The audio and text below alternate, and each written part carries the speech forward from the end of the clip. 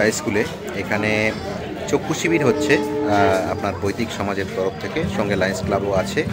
তো আমরা একটু ভিতরে গিয়ে দেখব।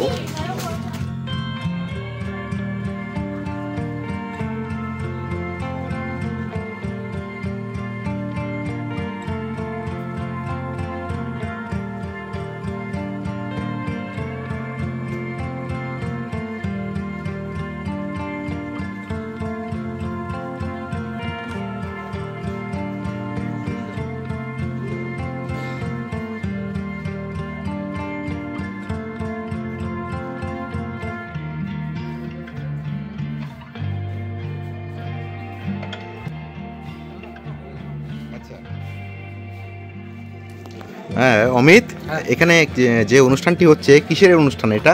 দাদা, আমরা এই আমাদের এই পঞ্চায়েত এরিয়ায় আশেপাশে যারা একদমই দুস্থ এবং তাদের কাছে পয়সা নাই বললেই চলে, তাদের কাছে আমরা একটা স্বাস্থ্য পরিষেবার অঙ্গ যেটাকে বলা হয় চোখ শিবিরের একটা আয়োজন করেছি একদম বিনামূল্যে।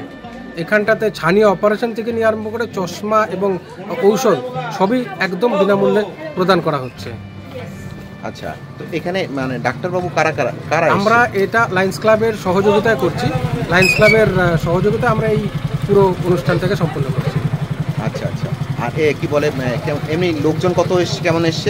লোকজন এখনো পর্যন্ত 78, প্রায় 100 হয়ে যাবে, এবং বেলা বাড়তে বাড়তে প্রায় 150-200 তো হয়েই যায়। আমরা এর আগের বারে যখন করেছিলাম প্রায় 200-র মতন ছিল, এবছরও আশা করা যাচ্ছে 200 হবে। আচ্ছা আচ্ছা, যাক এমনি সুষ্ঠুভাবে হচ্ছে দেখলাম, আমিও দেখলাম। তো ঠিক আছে, ধন্যবাদ তোমাকে। ঠিক আছে।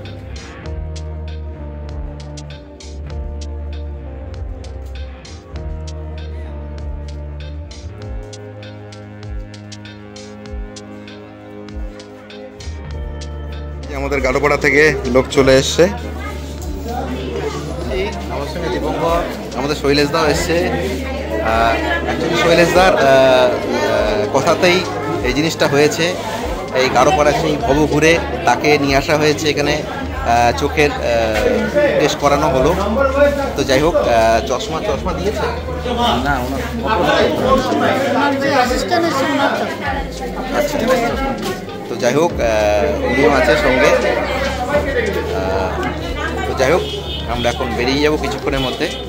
দাস, আপনার নাম সুধীর দাস, ভাইয়ের ছেলের নাম হচ্ছে বিপ্লব দাস, ভাইয়ের নাম হচ্ছে সুনীল দাস।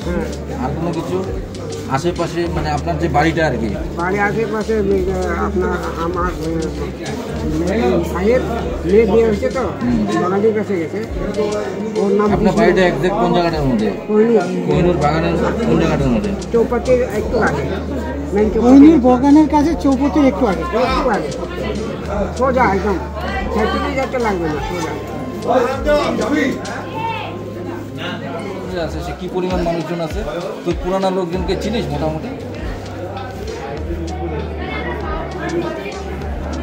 আচ্ছা, সেখানে বিপ্লব দাস নামে কাউকে চিনিস? বিপ্লব দাস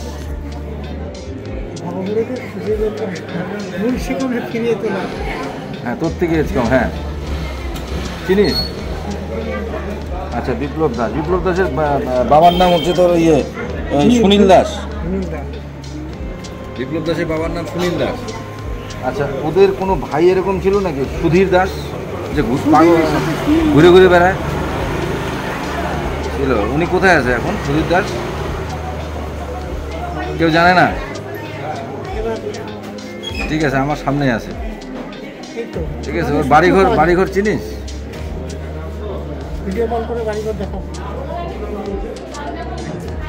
চৌপতিতে হেঁটে সোজা বাড়ি চিনিস তো? একদম পারফেক্ট জায়গায় পেয়ে গেল। ঠিক আছে, কালকে আমরা যোগাযোগ করবো তোর সাথে। ঠিক আছে, ম্যাজিক হয়ে গেল একদম। তাই তো, একটু সাংঘাতিক ব্যাপার।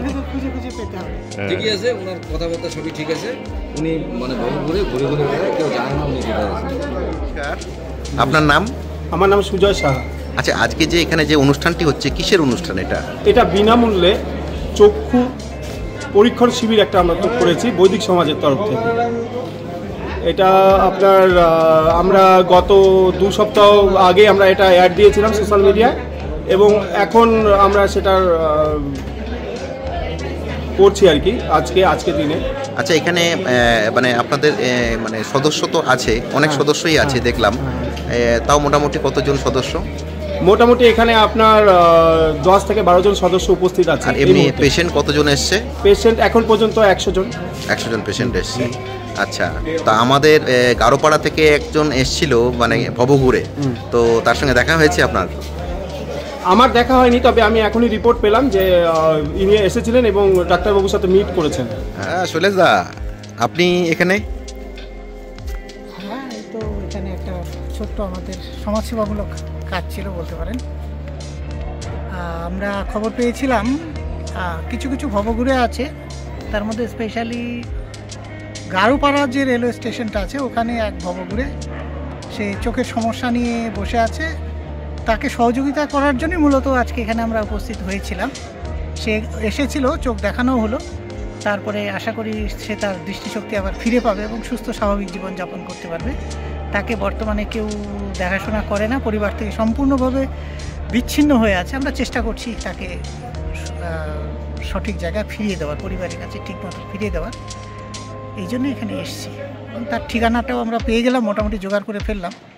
তার স্মৃতিশক্তি আবার অনেকটাই ফিরে এসছে আমাদের মনে হয়। দেখা যাক পরবর্তীতে কী হয়। ঠিক আছে, আপনাকে অসংখ্য ধন্যবাদ।